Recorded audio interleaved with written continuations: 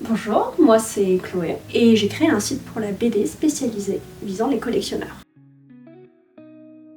Alors l'origine du projet, ça date quand même des années 1950 puisque c'est de famille, ça appartient à un de mes oncles.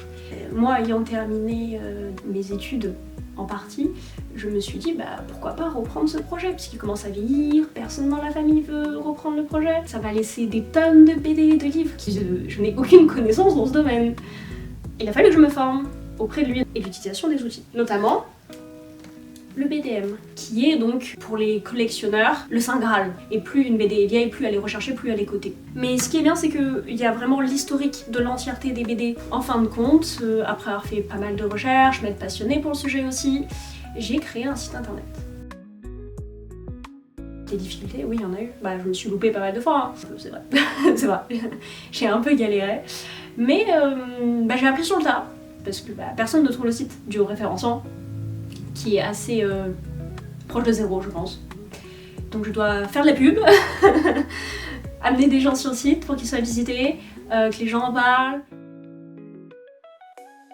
La spécialisation, donc même dans les BD originales, c'est plutôt comics. Donc on va être sur plutôt, exemple là, des vieux Conan, un public assez niche. Mais c'est quand même un peu diversifié, parce que sinon le marché meurt, il n'y a pas des collectionneurs à tous les coins de rue. Donc on a des BD plus récentes, exemple cette BD, qui est des hommes dans la guerre d'Algérie.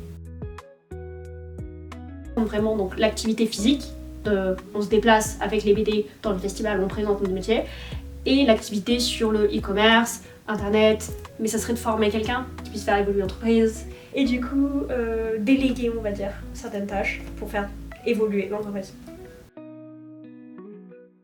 Pour notre site alors, le nom du site s'appelle Les Passagers du 9e art et ça sera en description en dessous de la vidéo. Si vous avez hérité de vos grands-parents et que vous avez de vieux Tintins, oui, ça vaut le coup quand même de regarder la date de parution, on ne sait jamais.